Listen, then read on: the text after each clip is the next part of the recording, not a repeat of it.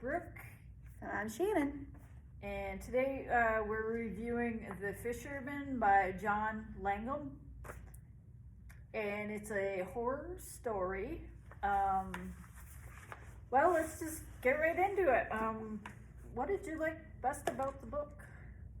The second and third portions of the books really got the momentum going, and I really enjoyed that once I got to those portions of the book. Yeah, I gotta say, this is probably in my top 10 favorite books ever now. It was really right up my alley. I like horror anyway. And I liked how they mixed detail, or the author mixed detail with more abstract images. They alternated quite a bit. The depiction of despair, I thought that was really palpable and realistic, because the guys in the beginning are very depressed.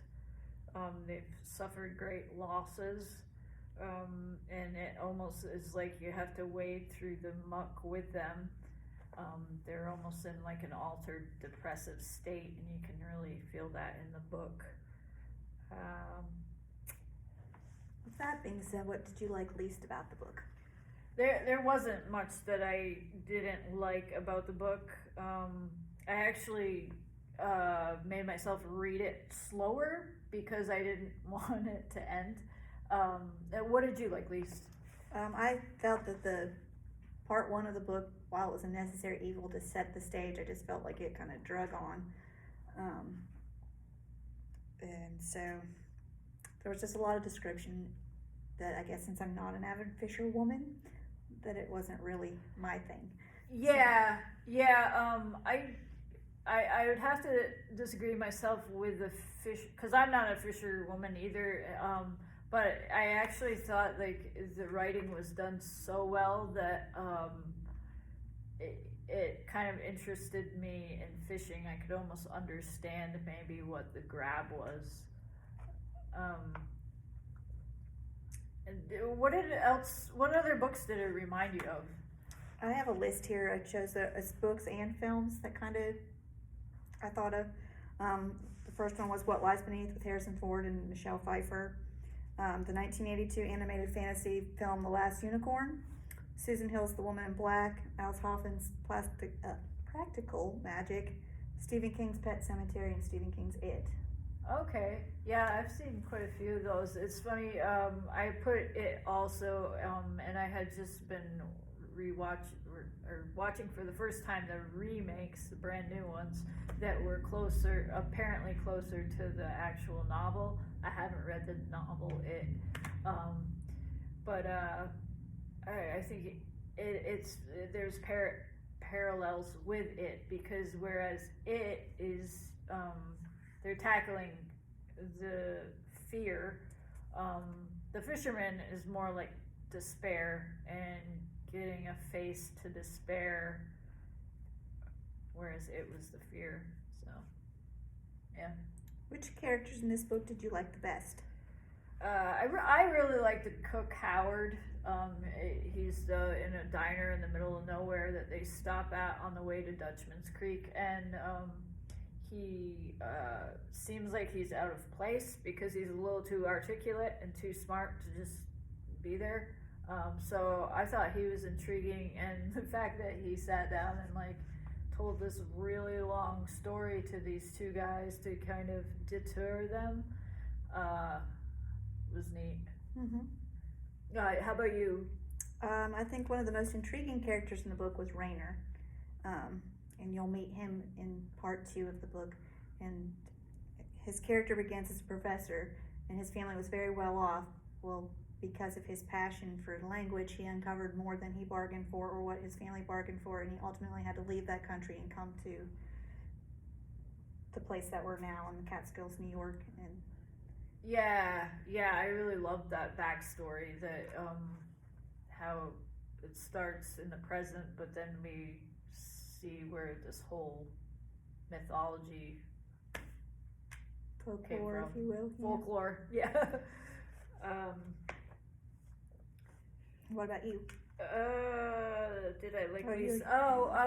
Yeah, in terms of who I like least, I don't really think there were any characters I liked least.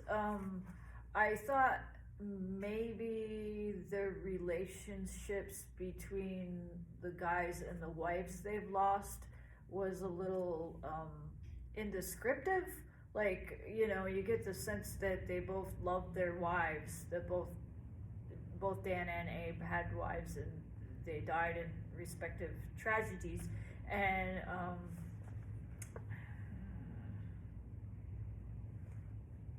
totally lost it. Well, kind of following that same thread, I picked Abe and Dan as well, because it says they're wounded by great losses, and because of those losses, they each driven to their own edge of madness, and it's this edge of madness which eventually causes them to have to make the choices that they do or don't make at the end of the book. On the other account, you can understand the choice that they make, but you don't necessarily agree or disagree with either one's choice. Yeah, so So they were kind of like early on, like you said, I don't know how to explain it. They're the main characters, if you will, but they're not embellished. They're not very deep. Yeah, and I think that's maybe part of the depression they're in too, and that's what I'm trying to get at. Thank you. It's like they don't go really into, and you don't want it to turn into some big romance. Mm-hmm. Obviously, it's a horror book, but they don't really talk much about either Marie or Sophie, the wives. So you don't really get a firm sense of their characters. So, but I guess you're not supposed to. If you were making a movie of this book, who would you cast? I didn't really have any inspiration for this one. Yeah, I didn't for the main character, Abe, because he's so... He's just another face in the crowd, despite being the narrator. Yeah, he even, I think, alludes to himself that he's just like some dude, but I did think of like Benicio del Toro for the Fisherman. Like, he's got those creepy translucent eyes and he's real tall. And then Michael Rappaport would be a good Dan, because they give a description of Dan and he's tall and thin and has the red hair. And then Adam Driver, who's in the new Star Wars movies, he's one of the villains. I think he would be Howard, a good Howard, who is the cook in the kitchen. How about a favorite quote? Do you have one? I chose, "People's memories are short for any sorrow that isn't theirs." And it stands out because it's true. We all have lived our own losses, and some of them haunt us longer than others, and some of us, it's just fleeting, and some of it stays with you the rest of your life. Yeah, I mean, how do words capture suffering, really? And then if it's not your own suffering, then... Yeah, understood. I have a very long quote, however, I think I'm just going to read the end of it, because I have another quote I want. You can tell I love the book because I want to keep quoting it. But one of my favorite quotes was Rainer. He keeps saying, like, all this outlandish stuff is happening. Like, his neighbor brings back his wife from the dead, and and she's trying to get at their children, and the children are locked behind doors, and so they're trying to like conjure different things and whatnot. And what Rainer keeps saying is, "This is bad business," and it's comical because that's kind of obvious. yeah. So he's kind of old world, man of few words there. Do you think you would read John Langan again? I did look him up, like I always do. He does have a few other books out there. He doesn't have a large collection like Stephen King or someone like that. I think I would try his works again. Horror's not generally my genre of choice. That this had enough of a plot and story to it that it kept me intrigued to it. Like I said, I wasn't ever terrified. I didn't get that vibe from it. It was more of a suspense kind of feel to it than a... Yeah, it's interesting, like, when you compare him to, like, Stephen King, because Stephen King, you know, is like a book a year or whatever, and then this book, in the acknowledgments, he said it took him a span of several years and prodding from his wife and his agent to even finish the book. And I kind of wonder, like, if that doesn't make the book better, because for me, like, when I read stuff like that is the generated popular, the authors that we see again and again here in the library, like, I don't feel like it has the soul of a book like this. But I would definitely read more of his stuff. It seemed more like it was compilations, like shorter stories, magazine stuff. I'm not sure that he even has another novel, but I would read it. What feelings did the book evoke for you? Like I said, it was more of like a suspense and what's going to happen next.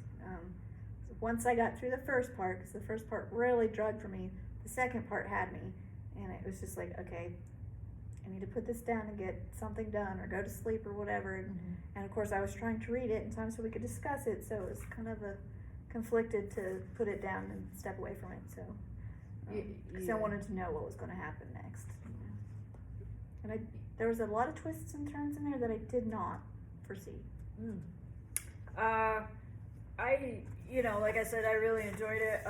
I guess maybe there was a slight frustration for me too, just because trying to uncover the metaphors in the book, because I think there's some obvious metaphors, but you can't even necessarily put your finger exactly on what it is. And I always kind of go for the literal throat of the metaphor, trying to shake it down to, it stands at the end as still a little elusive and obscure. What did you think of the book's length? I thought it was good. You? Yeah, I think it was just right, because it wasn't like it length, and it wasn't this length either. Like I said, the first part was slow going for me, but overall it was pretty much consistent. Each part was about the same amount to tell their stories. It was really two stories within the story. Yeah. There was several interweaving parts. I mean, first we have the two guys at work in the office, and they've lost their wives, and start going fishing. Then they hear this story in the diner, and then when they go out to the creek, all this bizarre stuff starts happening. So, there's two or three different things going happening. on there, yeah. Where would you like to visit in the book?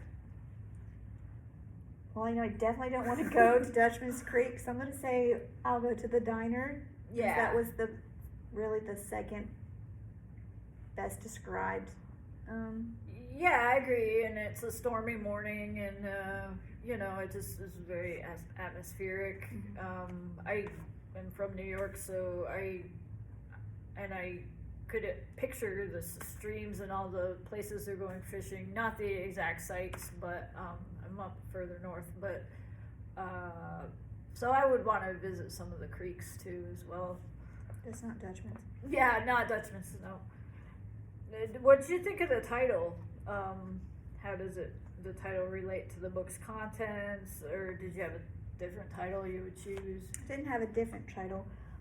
Going in, because there's so much description about the fishing, you kind of think that the title is about, Abe the fisherman, but it's not about him him at all. The title isn't about him. You don't really discover who the title's about until you get to that second part of the book. And so at first it doesn't necessarily make sense until you get to that. Yeah, and I like that. It's a really good title, because it kind of works the same way the book itself works. It's like a misleading, like, it's a straightforward title that ends up being misleading because it doesn't mean a fisherman in the sense of these guys going out fishing. It means, well, Something there's a little another darker. entity. Something a little darker going on. Yeah. What did you think of the book's cover? Oh, so this is where I want to read the quote, because I thought that maybe this was the picture that Abe looks at in the diner, but it's, well, I'll let you decide. First of all, I did think it was a beautiful cover. There's like tempest energy and obscured and hidden by black and bleak, unfathomable expanse. But anyway, this is what Abe says about this painting that he sees in the diner.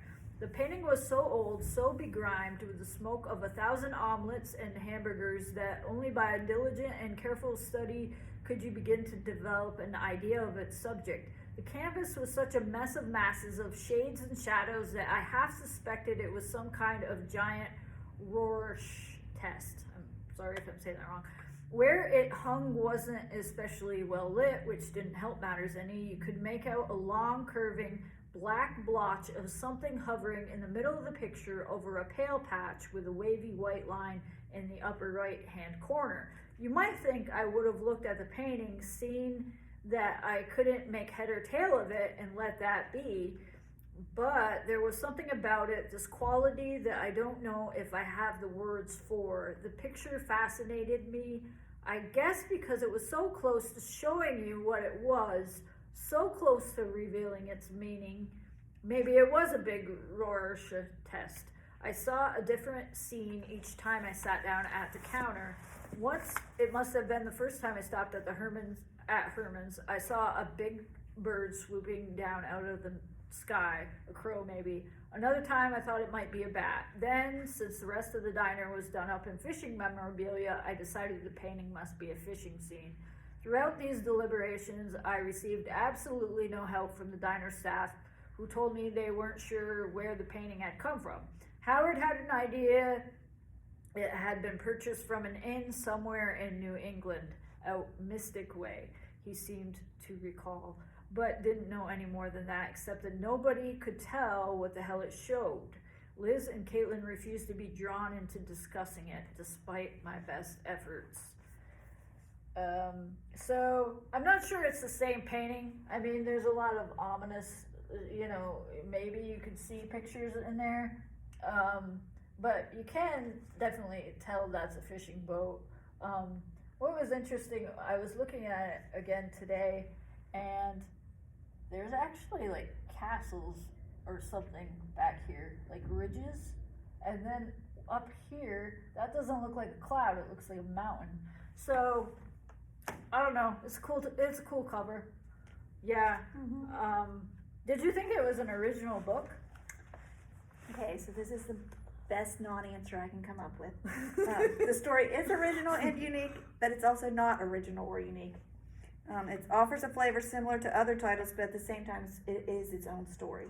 Yeah, there's only so much you can do with like the horror genre. I mean, really, people are frightened of the unknown. So this has definitely got that.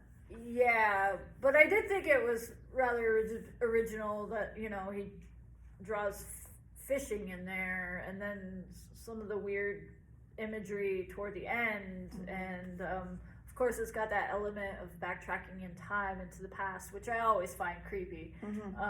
So yeah, I think it was really well done, though possibly not amazingly original. I'd like to know, because I feel like there's several inspirations in there that he's pulling from others to create his own.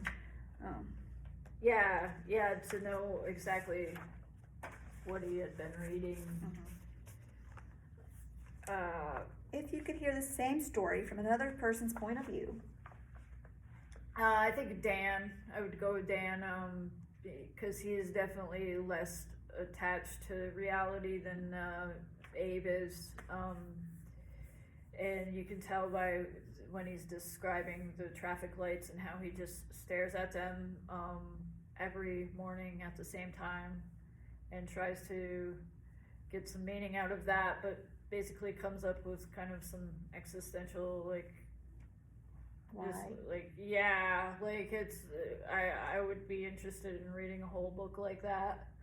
Yeah. I chose Dan also. Like you said, I feel like Abe was further along in his healing process from the loss of his wife, and with Dan, it was still very right there for him. Mm-hmm. Not that it won't always be there for either of them, but there's stages of it, and he was still very. Yeah, I don't know if it makes it any worse, but so Abe lost his wife to cancer, so he had like a gradual decline, Right. whereas Dan lost his wife and his Twins. babies, two? They were Yeah, I two? think there's toddlers or something. Toddlers in a car accident that he was in with them. So, so I think that does make a difference in that abruptness because you don't know how to. Abe was able to begin the grieving process before he lost his wife, where Dan lost everything in an instant. Yeah. So if you could get an artist to illustrate the whole book, what do you think you would? The artist that I chose has to be the most difficult name that I probably can't pronounce ever, but it's an apocalyptic and dystopian artist, Zidlasbal Basinski. And I apologize if I butchered that, because I'm sure I did. But the pictures are kind of dark and ominous, much like the book was that I chose. I just picked two of his art pictures. This one just, I don't know, I like the reflection of it. Almost the time travel within the picture itself. Yeah. So for this one, I thought of Ralph Steadman, who is the artist that did the Fear and Loathing in Las Vegas, like the cover art for that.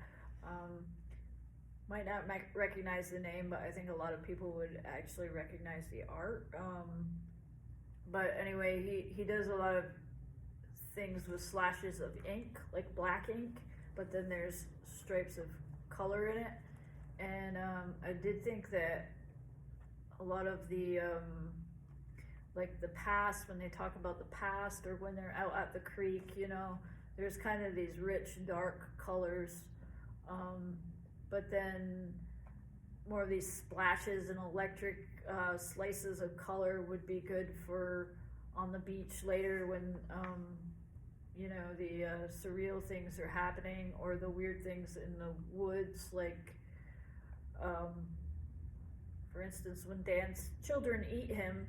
I would love to see these things in a graphic novel. I think it would be amazing, and I think it'd be amazing illustrated by Ralph Steadman. So he's kind of like he does a lot of different things. That's why I think he would be really good for a graphic novel, because he could go back and forth between these different interweave the different things we were talking about, like and some of the things are grotesque, which is definitely in the book a few different times, but he can also do, like, this would lend well to the past in the settlement camp. And yeah, that's almost like a little bit more of the Fear and Loathing. It's got, there's like streamers running from people, and they don't exactly have the correct anatomy. But yeah, I think that would be amazing. So Ralph Steadman, if you're watching, please do a graphic novel. We appreciate it. Well, thank you for joining us for another exhilarating Library Ladies Book Chat, and we hope to see you soon. Feel free to comment below any titles that you might like to hear us talk about.